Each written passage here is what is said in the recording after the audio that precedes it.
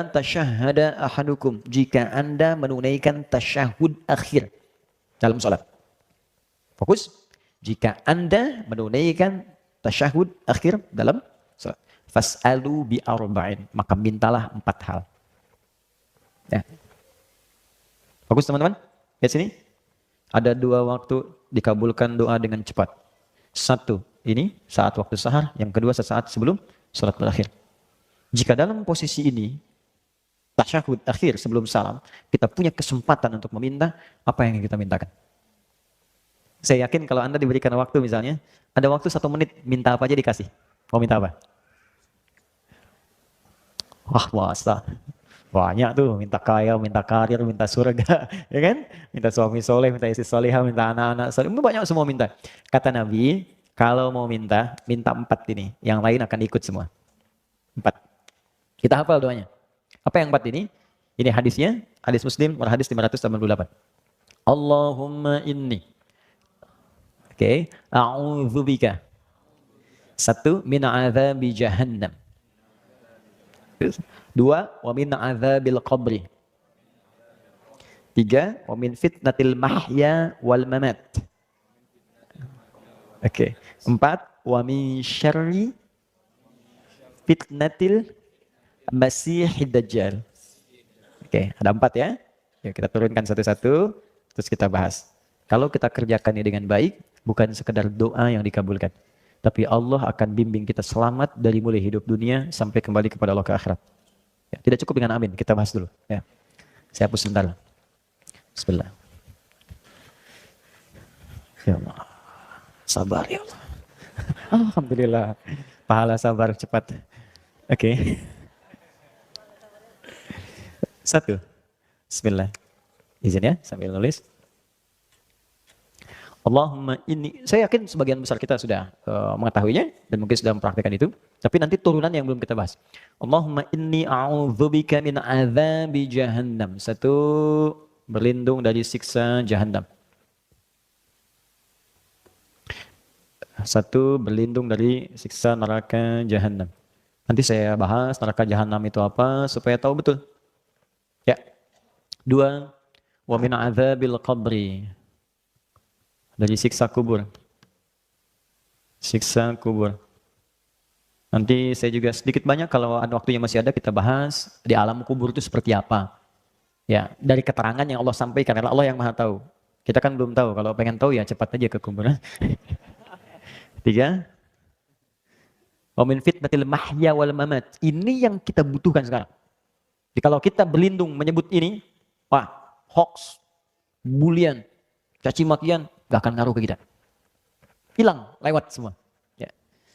Fitnatil mahya, fitnatil mahya wal mamat. Fitnah semasa hidup, juga saat wafat. Duh, kasihan banget nih, hidup di fitnah, wafat di fitnah juga. Oke, terakhir 4. Wa min syarri fitnatil masihid dajjal. Ini yang paling buruk. Dan ini ujian keimanan yang paling dahsyat. Ya. Dan sebagian tanda-tanda kecilnya itu udah mulai nampak nih.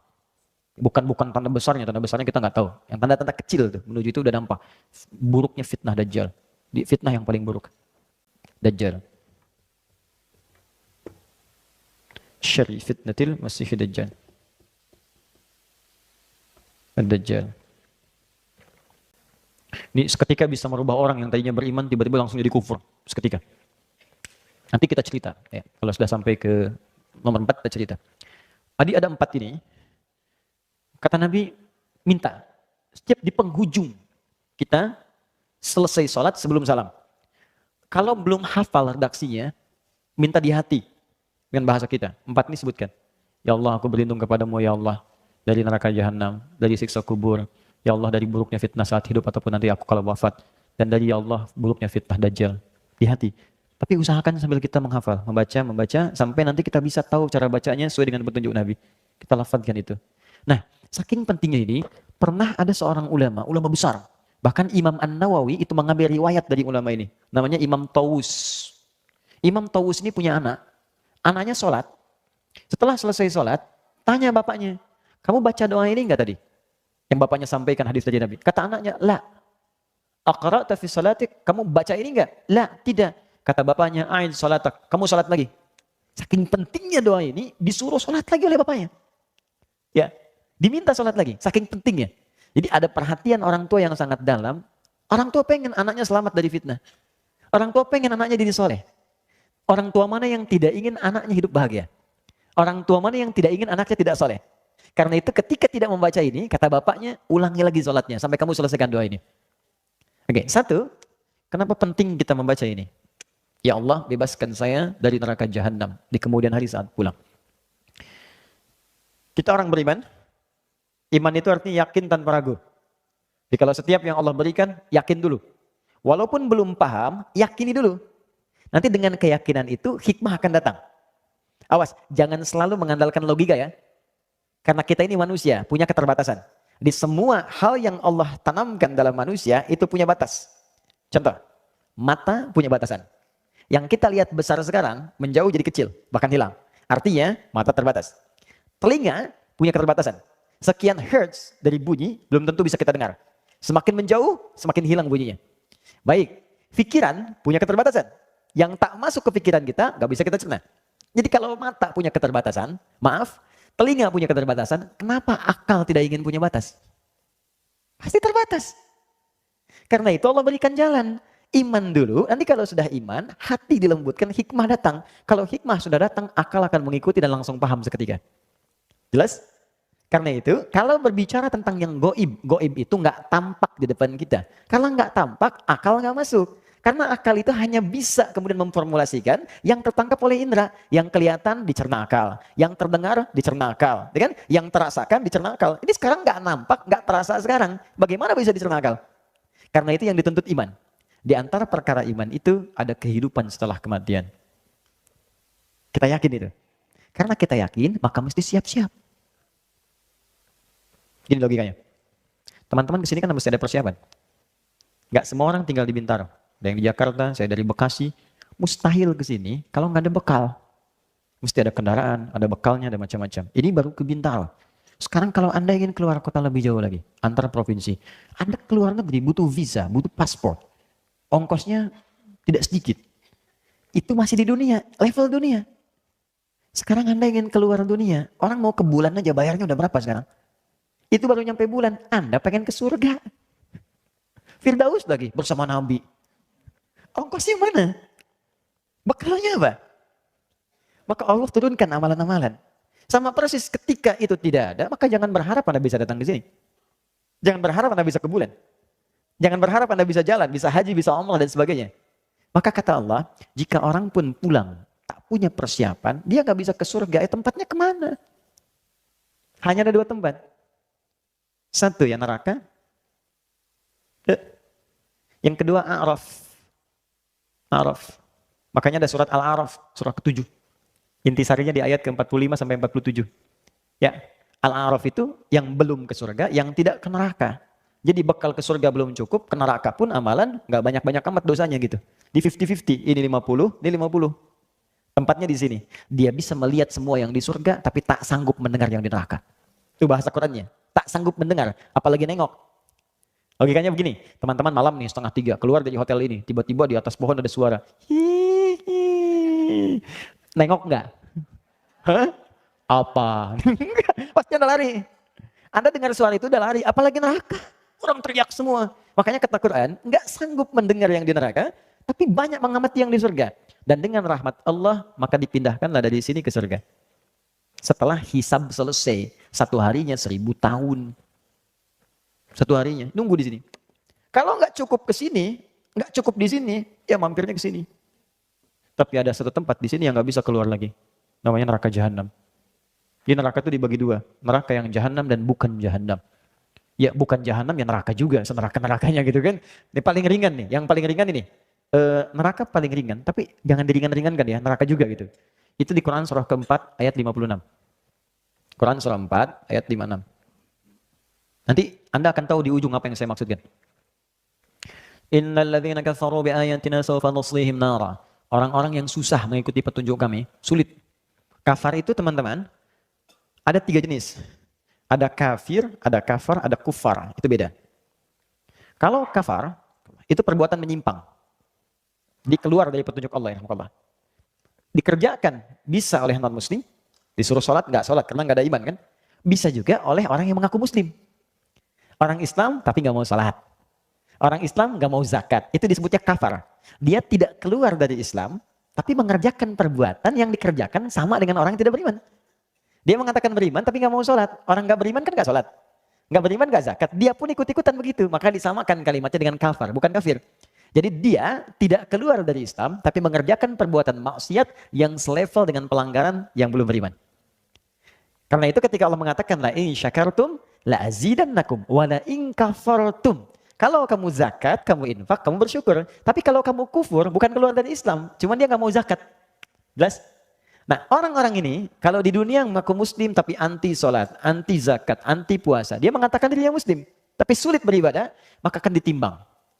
Kalau timbangannya banyak buruknya dan baiknya itu hanya sedikit, maka dia akan dicuci dulu di neraka untuk membebaskan yang kotor-kotornya. Nah, mana masuknya? Masuknya di nomor 4 tadi, Quran surah ke-4, ayat ke-56 tadi. Istilahnya kafar. Innalladzina kafaru, sungguh orang-orang yang ingkar, sulit mendengar apa yang aku sampaikan, aku arahkan, saufa nuslihim nara. Nanti yang paling ringan, itu akan ditarik oleh malaikat penjaga neraka langsung ubun-ubunnya. Dan maaf ya, malaikat penjaga neraka itu udah nggak punya selera humor. Nggak ada candanya. Quran surah 66 ayat ke-6. Ya, saya mohon maaf saya lepas kacamata supaya saya nggak jelas. Ini saya nggak jelas lihatnya. Nggak jelas, jadi saya bisa enak aja ngelihat kemana-mana. Ya, itu nggak ada humor. Ghilafun shidad. Bengis, keras. Nggak ada ngajak bercanda. Ke neraka yuk, nggak. Tarik aja sama dia. Ya. Yang ditarik apa ya? Ini, ubun-ubunnya. Bagaimana cara nariknya? Nusli itu kalau dalam bahasa Arab standar itu dicelupkan. Pernah bikin teh celup? Gini kan? Masukkan, angkat, ya. Nanti ada malaikat yang tugasnya angkat celup, angkat celup, angkat celup, angkat. Itu sekali celup, kullama nadijat juluduhum baddalnahum juludan ghairaha liyadzuqul adab. Sekali dicelupkan, itu hancur semua tubuhnya plus kulit-kulitnya. Diangkat sembuh lagi supaya merasakan azab yang baru. Setiap dimasukkan sehari sama dengan 1000 tahun rasanya. Jadi kalau ada yang masuk 1 detik saja, itu sama dengan 48 hari rasanya. Oke lah. 1 detik sama dengan 48 hari. Itu neraka biasa. Sekarang neraka jahanam. Jahanam itu, maaf ya, saya kembali ke yang biasa dulu. Tapi kalau dia ada di sini dan ada iman dalam jiwanya, itu dihapuskan dulu, semua kotorannya dicuci. Di hadis Al-Bukhari disebutkan, baru kalau sudah selesai dipindahkan ke surga. Tapi jangan coba-coba, karena dahsyatnya luar biasa. Tapi kalau neraka jahanam, dia nggak bisa keluar. Dan tempatnya di paling dasar neraka. Yang tadi saya sebutkan Quran surah 4 ayat 56, itu paling atas neraka. Yang ini paling dasar. Tadi saya barusan baca hadis di perjalanan. Ada Nabi sedang ngobrol dengan sahabat, tiba-tiba datang bunyi, bus, jatuh. Kalau kita meteor lah sekarang jatuh. Karena Nabi tahu nggak kalian bunyi apa itu? Sahabat jawab, Allah wa Rasulullah a'lam. Kata Nabi, ini Nabi ngasih ungkapan, ya ngasih ungkapan, itu semisal batu yang dijatuhkan ke neraka jahanam. Ke dasarnya, untuk melempari ahli neraka jahanam. Perhatikan, batu itu dijatuhkan 70 tahun lalu, baru nyampe sekarang. Artinya, jarak dari atas neraka sampai ke neraka jahanam itu 70 tahun. Saking dangkalnya di atas di bawahnya. Kerak yang paling bawah itu.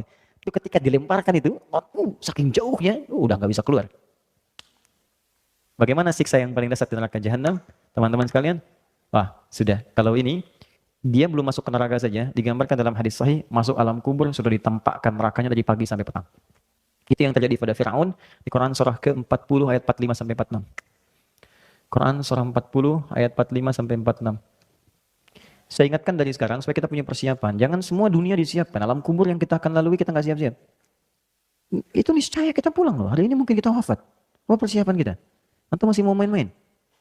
Silahkan saja, saya sudah pernah sampaikan. Saya mungkin bisa berkata, ya Allah dia kawan saya, ya Allah dia saudari saya. Saya bisa katakan demikian. Tapi saya nggak bisa berbuat banyak ketika Anda sendiri tidak menolong diri Anda. Saya bisa katakan dia sahabat saya, ya Allah. Tapi kalau Andanya nggak pernah usaha, bagaimana saya bisa memohon? Malu gitu kan? Ya, jadi kita mesti berusaha. Ada kehidupan setelah ini. Ada kematian setelah kita hidup. Ada sesuatu yang harus kita siapkan. Mau sampai kapan kita hidup dengan dunia yang bergelamuran? Ya, kata Allah nikmati. Sayangi silahkan nikmat. Kata Nabi nikmati dunia. Senikmat-nikmatnya, senyamannya hidup yang enak. Rumah yang nyaman, keturunan yang baik. Tapi sholat. Baca Quran. Karena kita pulang. Dan amal kita yang kita bawa bukan rumah kita. Tunjukkan pada saya, mana orang wafat yang bawa rumahnya? Tunjukkan.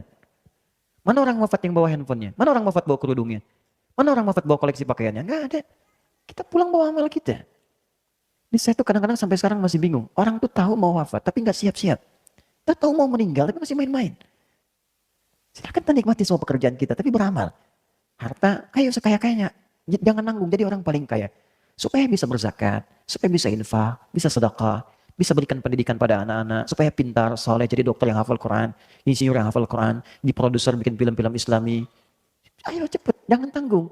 Belajar yang tinggi, yang pintar, supaya bisa bikin yang baik-baik. Jadi politisi, supaya bikin kebijakan yang baik-baik. Silahkan.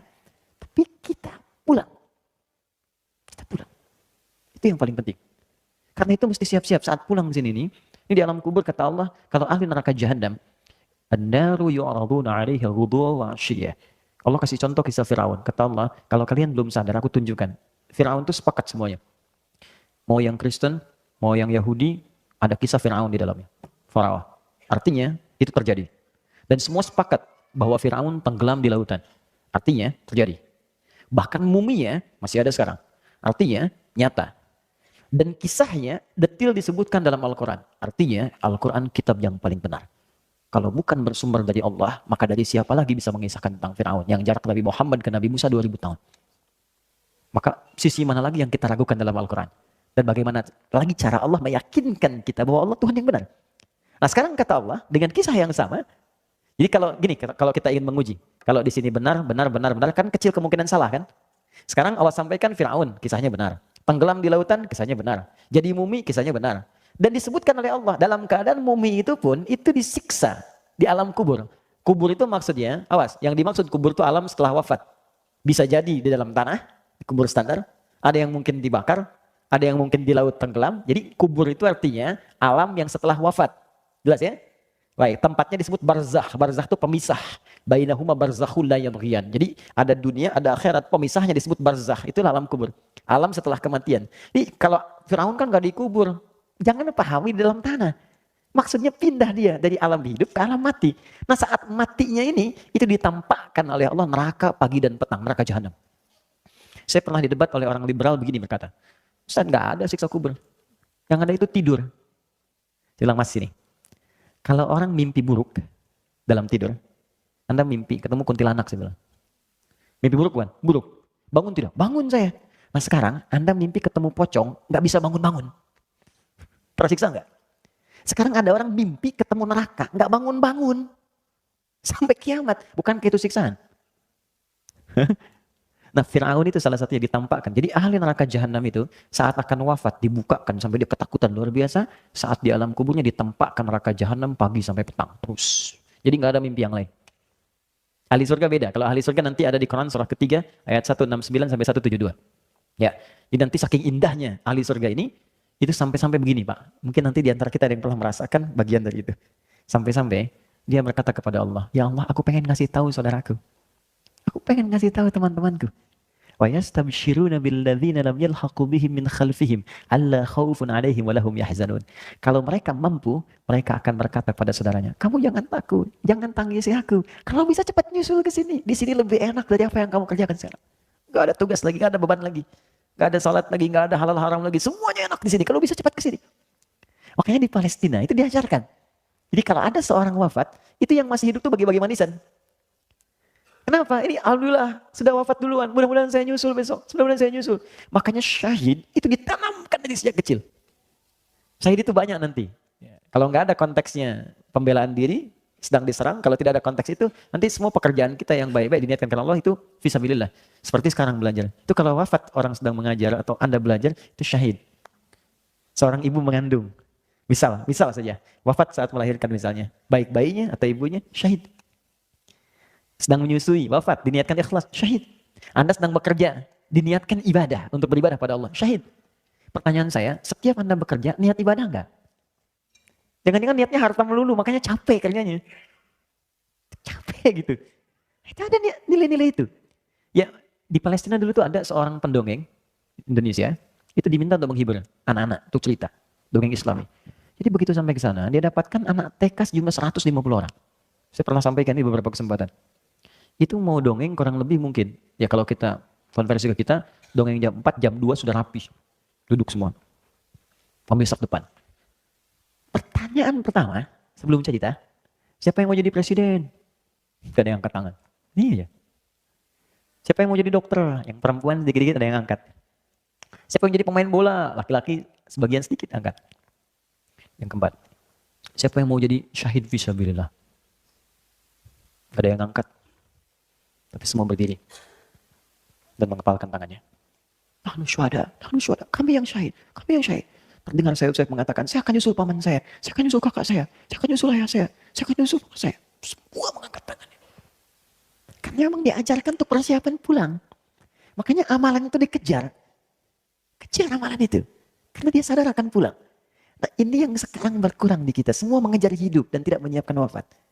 Nah, neraka jahanam, dahsyatnya, di alam kubur begini dan kalau sudah masuk, nggak akan pernah bisa keluar. Nggak akan bisa keluar. Dah selesai. Walaupun dia beriman, ada orang beriman yang masuk neraka jahanam. Siapa orang itu? Orang yang beriman di lisannya tapi ingkar di hatinya. Disebut munafik namanya. Orang munafik ini tempatnya di neraka jahanam. Dalilnya Quran surah keempat ayat 140. Quran surah 4 ayat 140. Paling kiri sebelah bawah di mushaf. وَقَدْ نَزَّلَ عَلَيْكُمْ فِي الْكِتَابِ أَنْ إِذَا سَمِعْتُمْ آيَاتِ اللَّهِ يُكْفَرُ بِهَا وَيُسْتَهْزَأُ بِهَا فَلَا تَقْعُدُوا مَعَهُمْ حَتَّى يَخُوضُوا فِي حَدِيثٍ غَيْرِهِ. Jika Anda mendengar ada orang-orang yang bahkan kata Quran gelarnya cukup tinggi, bagus, tapi dia memalingkan isi ayat-ayat Allah. Kadang-kadang memotong ayat-ayat, kadang mohon maaf ayatnya dialihkan kepada pengertian lain. Maka kata Allah jangan sertai mereka. Jangan celak juga.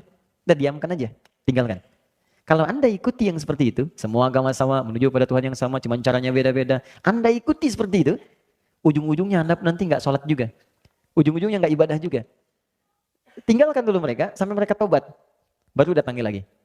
Kata Allah, lihat ujung ayatnya. Innallaha jami'ul munafiqina wal kafirina fi jahannam jami'a. Allah akan himpun orang munafik dan orang-orang yang tidak mau beriman di akhirat nanti di neraka jahanam semuanya. Ingat, ada dua perbuatan yang bisa memasukkan seorang ke neraka jahanam. Kalau Anda berlindung menyebutkan ini, maka Anda akan dijaga dari dua perbuatan itu. Ya, pertama, tadi orang yang munafik, perbuatannya disebut nifak. Cirinya 3. Hati-hati, kalau Anda ciri ini melekat pada diri kita, segera tobat. Karena resikonya bahaya. Pertama, nifak. Orang yang disebut munafik. Cirinya 3. 1, idza haddatsa kadzaba. Kalau dia bicara dimanapun, hobinya berdusta. Ingat, hadisnya bukan hadatsa, tapi haddatsa. Beda antara hadatsa dengan haddatsa. Kalau hadatsa, sekali bicara. Mungkin ada orang yang terpaksa berdusta karena satu hal, bukan jadi kebiasaan. Kalau ini, setiap bicara, hobinya dusta. Jadi banyak dustanya dibanding biasanya. Ya, hati-hati nih. Rumah tangga, tanya, kemana ya? Sini dulu, padahal enggak. Kebiasaan. Anak dari kecil ditanya misalnya, kemana? Awas hati-hati. Di kantor jadi biasa. Terbiasa bermuamalah dusta. Hati-hati teman-teman, hati-hati. Kalau pilih-pilih pekerjaan yang baik-baik. Di diplomasi, dunia politik sekarang, ekonomi di perdagangan, berapa banyak orang dusta dengan barang jualan dan sebagainya. Promosi kan bagian dari pembicaraan. Bikin status, hoax, buzzer itu, hati-hati itu. Yang suka bikin yang buruk-buruk itu kan kebiasaan, jadi profesi. Sekarang jadi profesi. Nabi mengancam, dijadiin profesi. Nabi mengancam, jangan hati-hati ini. Kamu bisa jadi munafik, dijadikan profesi. Itu bahaya. Nah, itu kalau nggak tobat, makanya kita doakan. Kalau malam bangun tuh doakan. Ya Allah, jadikan yang orang belum baik jadi baik. Ya Allah, bukakan pintu tobat untuknya, berikan dia hidayah. Ya Allah, aku tahu rahmatmu lebih luas daripada hukumanmu. Berikan mereka rahmatmu, berikan kami rahmatmu. Minta. Jadi jangan diperjelek juga, doakan dah. Mungkin ada yang statusnya buruk, ahli maksiat, doakan mungkin dia jadi orang paling soleh dibanding kita di kemudian hari. Ya, minta sama Allah. Mungkin Anda punya teman-teman, doakan dia. Minta, berikan kebaikan untuknya. Nah itu satu. Kemudian yang kedua, ciri orang munafik, ini hobi dusta, satu hobi dusta. Nah, kemudian yang kedua, wa idza wa'ada akhlafa, sering ingkar janji. Sering ingkar janji. Ini luas sekali aspeknya. Ya bisa di bab bisnis, bisa. Ya, bisa di bab apa saja, termasuk standar kehidupan. Jadi bukan sekali dua kali, bukan karena kondisi terpaksa, tidak, tapi memang hobinya begitu. Jadi janji itu dianggap enteng untuk diingkari. Besok ketemu ya. Terus nggak datang dia. Kamu kemana? Aku udah nunggu. Ah maaf ya, aku ada pekerjaan misalnya atau apa. Tapi dianggap biasa aja. Nggak ada apa, nggak ada. Bahkan kadang-kadang nggak ada maaf, sudah biasa. Itu hati-hati. Tiga, wa idza tu'mina khana. Itu yang paling bahaya. Kalau diamanahi, dia berkhianat. Banyak berkhianat. Khianat.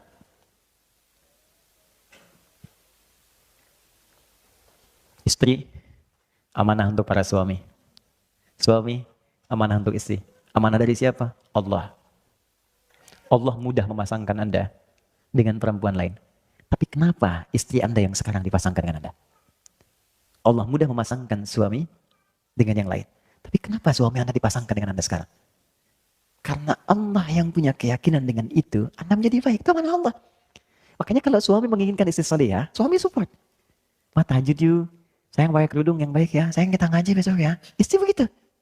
Sayang besok kita tahajud bareng ya. Kamu jadi imam doa ya. Aku aminkan di belakang. Support. Itu amanah. Dan satu kali akan ditanya oleh Allah. Akan ditanya. Anak-anak amanah. Sudah berapa banyak anak Allah amanahkan kepada Anda? Sudah sejauh apa Allah mendekatkan dia dengan Anda mendekatkan dia dengan Allah? Itu amanah. Satu kali akan ditanya. Dan nanti ada riwayat ketika anak akan ke neraka, orang tua ke surga, ada riwayat anaknya mengajukan protes kepada Allah. Perhatikan, dengar kalimatnya. Ya Allah, aku begini nih karena orang tuaku tak pernah peduli kepadaku. Mereka sholat sendiri saja, ya Allah, aku gak pernah dilihat. Mereka puasa sendiri, aku gak pernah diajak. Kalimat itu muncul. Lalu apa yang terjadi? Diadili oleh Allah keduanya, dikonfirmasi ternyata benar kejadiannya. Maka ditukarkan. Semua beban itu dipindahkan kepada orang tuanya, anaknya kemudian dibersihkan, anak yang ke surga, orang tua ke neraka. Hati-hati. Nah, itu amanah. Pekerjaan amanah.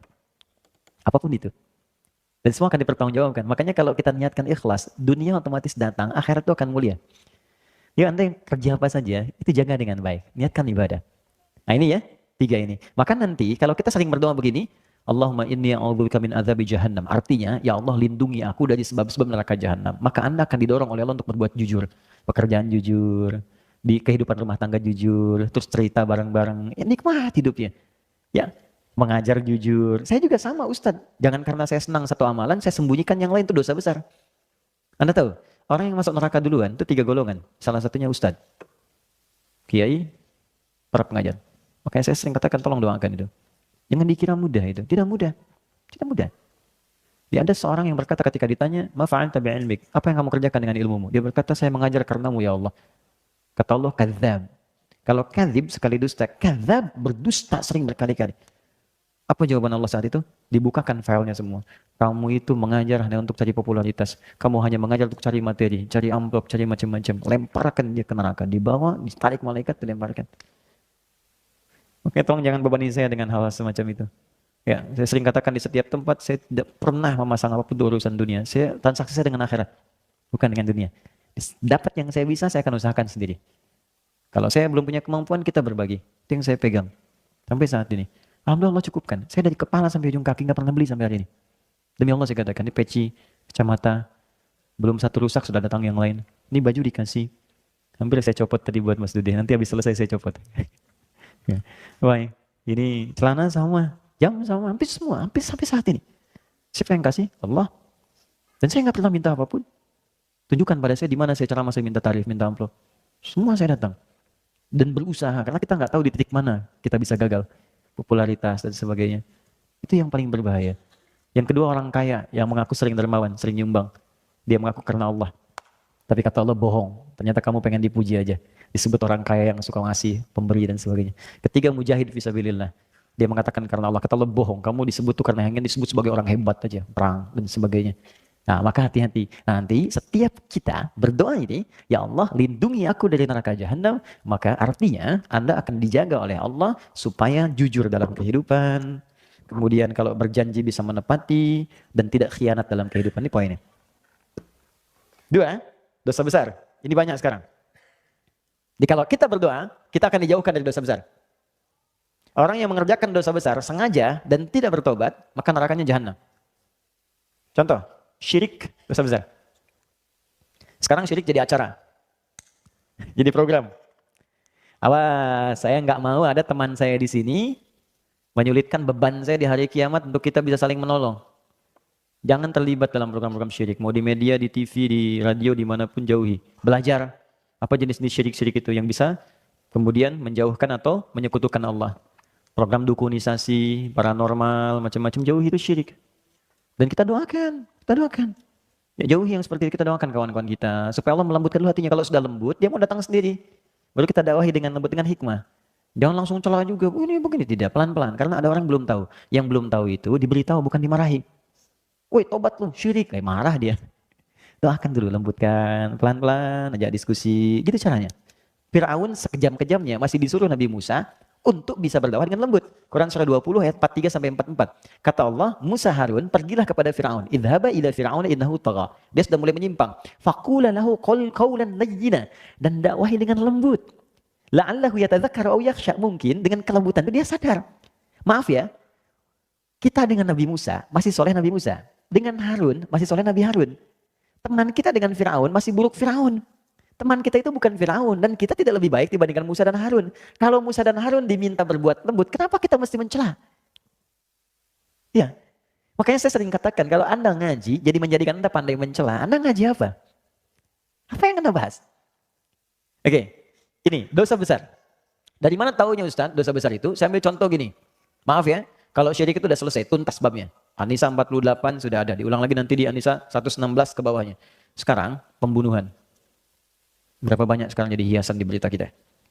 Kayaknya kok jadi berita yang ringan gitu. Tewas ketika dibunuh ini. Ada yang, kok jadi konsumsi harian? Apa orang nggak baca Quran? Quran surah keempat. Ayat 92 sampai 93. Wa may yaqtul mu'mina muta'ammida. Orang yang sengaja merencanakan pembunuhan. Satu orang saja. Apalagi korbannya orang beriman. Fajaza'uhu jahannam. Kata Allah, balasannya aku langsung siapkan neraka jahannam. Kalau tidak tobat. Sengaja merencanakan pembunuhan. Pembunuhan berencana. Khalidan fiha, aku jamin kekal di dalamnya, enggak akan keluar. Wa ghadiballahu alaihi, Allah murka kepadanya. Wa la'anahu, dilaknat dia. Wa a'adda lahu 'adzaban 'azima, dan dijanjikan mendapatkan siksa yang berlipat dari neraka biasa. Sekarang tunjukkan pada saya, orang beriman mana yang cita-citanya masuk neraka jahanam. Makanya kalau ngajinya benar, itu nggak akan ada kekerasan seperti ini. Tiba-tiba muncul bom panci, bom kulkas, bom teflon. Saya waktu kejadian bom jalan Tamrin itu, malah kaget, saya sedih saya. Sedih sekali. Terus di Lampung ngajar. Polos lagi ditanya sama jemaah, Ustaz, apakah bom di jalan Tamrin termasuk jihad fisabilillah? Pak, sependek pengetahuan saya, jihad fisabilillah itu jihad di jalan Allah, Pak, bukan jalan Tamrin. Hati-hati ya, kalau nanti ngaji ada orang ngajak tiba-tiba mencela saja sudah buruk. Nih, ini ya. Kalau Anda ada yang ngajak ngaji, terus pandai mencela orang, itu di hadis Muslim, hadisnya sahih. Riwayat sahabat Abu Hurairah. Hadisnya disebut orang muflis. Kata Nabi begini, ya'ti yaumul qiyamati, kalau Nabi katakan pasti benar. Bisolatin, akan ada orang di hari kiamat membawa pahala yang banyak amalnya. Jadi rajin sholatnya. Jadi saat di dunia itu dia belajar, terus dia rajin sholat. Berubah. Wa zakatin, pandai berzakat. Wa siyamin, rajin puasa. Cuman sayang, wa ya'ti qad syatama hadza. Cuman suka mencela si fulan. Wa qadzafa hadza, menuduh si fulan. Wa akala mala hadza, mengambil hak si fulan. Wa daraba hadza, senang berselisih, berkelahi, wa safaka dama hadza. Bahkan ada yang menumpahkan darah dan menyebut nama Allah di dalamnya. Sekarang kejadian. Kalau terjadi seperti itu kata Nabi, tu'khadhu hadza min hasanati wa hadza min hasanati. Kalau ada orang mencela dan dia salat, maka pahala salatnya diambil diberikan pada yang dicela itu. Makanya kalau ada yang nyela, ada yang bully, jangan marah. Itu sedang transfer pahala. Kita doakan supaya baik. Dan gak usah bikin status. Alhamdulillah sedang transfer pahala sama si dia. Habis. Terusin aja. Ya, itu rumus. Jadi ketika dicela, pindah. Difitnah, pindah. Pahalanya pindah. Nanti ketika habis fa'in faniyat hasanatu, habis kebaikannya, tersisa keburukan. Maka diambillah keburukan orang itu, ditimpakan kepada dia, fatulha finnar, ditimpakan ke neraka. Itu poinnya. Maka hati-hati ya teman-teman. Zina dosa besar. Awas hati-hati. Makanya kalau penyebab kepada zina, kita tutupi sekarang. Yang perempuan hati-hati. Ya, berdandan yang baik, tapi jaga hati-hati. Jangan sampai salah berniat dalam berdandan. Ingin dilihat, siapa yang lihat? Kalau yang lihat orang-orang yang tidak berhak melihat, hati-hati, mungkin pengantar kepada maksiat. Ya, teman-teman yang laki-laki jaga pandangan, karena kelemahan laki-laki di pandangan. Apa yang dibuka di handphone Anda sudah punya istri, ngapain lihat status istri orang lain? Share yang baik-baik, nggak ada masalah. Tapi lihat gambar-gambar yang tak baik. Awas hati-hati, acara-acara TV yang tidak bagus. Jangan jadi pelakunya juga. Hati-hati. Kalau Anda jadi pelakunya dan ditonton orang, dan diikuti gaya Anda itu, maka dosa dia ditampung oleh Anda. Ditampung oleh Anda. Awas, hati-hati, itu yang disebut dosa jariah. Bukan cuma pahala jariah, dosa pun ada. Ketika Anda memberikan contoh buruk, diikuti oleh orang, maka setiap perbuatan buruk dia, Anda dapat bagian saham keburukannya. Masuk. Kalau kita taubat, diberhentikan oleh Allah. Selesai. Nah, maka orang yang sering berdoa begini, Allahumma inni a'udzubika min azabi jahannam. Ketika dia bacakan itu, maka dia akan dijauhkan dari semua pengaruh zina, semua pengaruh keburukan, pembunuhan, zina, syirik akan dijauhkan oleh Allah dari hidupnya. Dan dijaga dia berbuat jujur, amanah, dan tenang hidupnya. Itu baru satu doa. Bayangkan, kalau kejujuran ada di rumah tangga, ketenangan ada di pekerjaan, kenikmatan ada, amanah dalam kehidupan, apa yang kurang bahagia yang bisa kita rasakan? Baru satu kalimat. Kita berhenti dulu di kalimat ini. Azab kubur kita simpan dulu, alhamdulillah. Sebagian sudah saya sampaikan, jadi saya anggap ini masuk. Amalannya sudah saya terangkan tadi. Fitnah kehidupan, saya tutup sampai sini dulu. Setelah itu kita diskusi sebentar. Yang ini saya simpan karena ini pembahasannya cukup luas. Saya bagi fitnah dulu kepada dua bagian. Fitnah, pakai F ya, bukan P. Katanya orang Sunda susah bilang fitnah, padahal itu fitnah ya. Oke. Apa itu fitnah? Fitnah itu dia punya beberapa arti. Satu, bisa berarti sesuatu yang menarik. Menarik. Makanya harta disebut fitnah. Karena banyak menarik orang untuk bisa mendapatinya. Anak-anak disebut fitnah. Karena banyak orang mengharapkan punya keturunan, anak, dan seterusnya. Ujian itu fitnah. Tuduhan itu fitnah. Nah, yang dimaksud di sini adalah hal-hal negatif yang terkait dengan aktivitas kehidupan kita. Misal, tuduhan yang kerjakan orang kok yang kena kita. Atau, maaf, fitnah di keluarga, anak-anak. Orang tuanya soleh, anak-anaknya buruk. Fitnah di harta benda, hati-hati. Tidak bisa menggunakan harta sesuai ketentuan Allah. Orang menggunakan untuk sedekah, dia pakai buat nyogok, dia pakai buat korupsi dan sebagainya. Itu fitnah.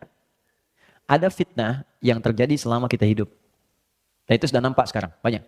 Yang kerjakan orang dituduh orang lain. Ada rekayasa, ada macam-macam, dan itu banyak hal dalam aspek kehidupan kita. Nah, ternyata sebagian umumnya manusia tidak bisa lepas dari ini, fitnah kehidupan. Tapi kita bisa memproteksi ini dengan memohon kepada Allah sang pemilik segalanya. Untuk menutup semua pintu-pintu itu, bukan gak dapat fitnah. Sebelum fitnahnya kita alami, langsung Allah tutup. Sehingga kita tidak masuk ke dalamnya. Maka anak-anak kita, teman-teman kan merawat di rumah tuh. Mohon izin ya, Anda kan merawat di rumah bisa Anda kontrol. Apa yang dia lihat, apa yang dia baca. Sekarang anak kita sekolah, siapa yang jaga dia? Apa yang dia makan, bagaimana bisa Anda tahu? Anda sudah capek mengandung 9 bulan 10 hari, melahirkan, memberikan ASI, teman-teman merawat peluh kesahnya. Tiba-tiba ketemu teman yang menjauhkan dia dari kebaikan pada Anda. Bukan Anda akan kecewa? Saya pernah menangani kasus ini, Pak. Orang tua soleh, anak disekolahkan di sekolah Islam. SD, SMP, SMA. Tapi kurang kontrol. Begitu mau masuk kampus, dianggap cukup bekalnya. Maka dia boleh bebas pilih kampus. Maka masuklah dia ke kampus umum, yang aturan di kampus itu mesti ikut atau bergaul dengan teman-teman yang bahkan tidak seagama. Dia tidak pulang 2 pekan. Setelah ospek itu, begitu pulang dia minta izin pindah agama. Tuh. Jadi ada fitnah kehidupan. Bisa terkait harta, keluarga, pekerjaan. Ada hal-hal yang tidak kita kerjakan, tiba-tiba kita ya kenain. Ada aspek harta benda yang salah penggunaan. Ada di keluarga yang terlibat tindakan yang buruk. Itu masuk disebut dengan fitnatul mahya. Segala ujian kehidupan, hidup yang menjadi beban. Rasanya jadi beban untuk kita. Ya. Sudah? Yang kedua, ada konotasi yang positif. Tapi kalau nggak dikerjakan, jadi negatif. Yang kedua ini artinya, ujian yang diberikan pada orang lain, tapi kita diminta belajar dari hikmah itu. Yang mengalami ujiannya disebut dengan bala namanya. Bala. Cukup sekali ya. Kalau 2 kali jadi bala-bala. Bala. Oke. Atau ibtala. Misal, hujan nih. Banjir kan? Banjir misalnya. Ada tempat. Kalau banjirnya mengenai saya misalnya langsung seketika, nah maka itu bala buat saya. Ibtala, saya diuji. Nah sekarang, bagi Anda yang tidak kedapatan banjir, diminta belajar dari situ. Kenapa di sana banjir? Misal, karena saluran kurang bagus, kan? Karena nggak sampai, ya. Kenapa di Aceh misalnya kena tsunami begini? Oh, karena mungkin ada kejadian-kejadian di pantai begini, air laut nggak stabil, berarti mesti siap-siap. Kalau tinggal di pantai lagi misalnya rumahnya ditarik agak sedikit ke darat dan sebagainya, bikin persiapan. Ujian yang terjadi di tempat lain, tapi kita yang diminta belajar dari situ disebut fitnah untuk kita. Ada orang jalan di tengah jalan, harusnya di pinggir di jalan. Kena dia oleh mobil. Maka fitnah buat kita. Maksudnya jangan sampai kita melakukan hal yang sama di kemudian hari. Karena itu boleh jadi sekarang yang banyak ditampilkan di media, ada pembunuhan, ada penipuan, ada korupsi, ada macam-macam, sebetulnya salah satunya fitnah untuk kita. Maksudnya yang mengalami orang lain tapi kita diminta belajar jangan melakukan hal yang sama. Jelas? Itu konteksnya positif, tapi bisa jadi kemudian negatif kalau dia tidak dikerjakan. Nah, terakhir, ada orang meninggal masih difitnah juga. Itu paling gak enak. Sudah meninggal masih dituduh juga, kasusnya masih dibuka juga, kadang-kadang jasadnya dikeluarin lagi, ini lagi, cek lagi, itu lagi. Hidup aja sudah susah, meninggal makin susah lagi. Maka dari itu, diajarkan oleh Allah, kalau kita bacakan bagian ketiga ini, maka semua pintu-pintu itu Allah akan padatkan. Minimal, sekalipun ada, nggak ada beban buat kita. Jadi kalau bukan ditutup oleh Allah, atau dibuka untuk pelajaran, tapi hati kita dilapangkan. Misal, celaan itu kan tuduhan, bagian kecil dari fitnah. Kalau orang sudah dilapangkan hatinya, ya walaupun kerannya dibuka, tapi ke hati itu nggak akan berpengaruh. Ya celah aja nggak ada masalah. Hatinya itu masih lapang. Ya, saya pernah ilustrasikan begini. Ada seseorang datang pada seorang kakek ngadu masalah. Kakek itu cuma mengambil garam 2 genggam. 1, dia taburkan simpan di gelas seperti ini. Minum katanya. Ambil airnya dari danau. Begitu diminum dia muntahkan. Kenapa? Asin. Sekarang dia lemparkan genggam satunya lagi ke danau, air tawar. Lalu diambil airnya. Sekarang minum. Begitu diminum, segar ya. Kata kakek itu, ini hikmah yang bisa kita ambil. Demikianlah kehidupan kita. Kalau hati kita sekecil gelas ini, maka persoalan kecil pun akan jadi besar dalam hidup. Tapi kalau hati kita bisa lapang, seluas danau ini, yang besar pun akan terasa kecil dan tidak berpengaruh dalam kehidupan. Itulah meluaskan sesuatu disebut dengan insyirah. Yang luas disebut syarah. Maka turunlah surah Al-Insyirah yang menyatu dengan surah Al-Duha itu.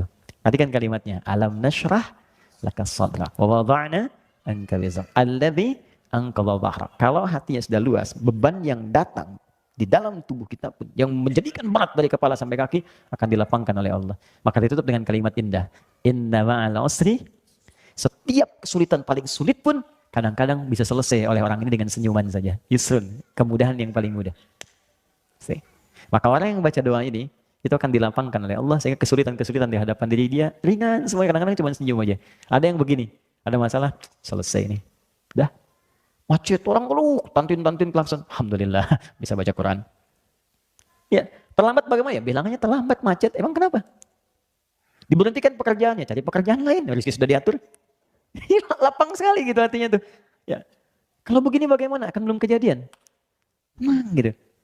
Nah, cukup ya? Saya kira sementara itu manfaat doanya. Terakhir, fitnah Dajjal. Nanti siapa itu Dajjal? Bagaimana ciri-ciri Dajjal?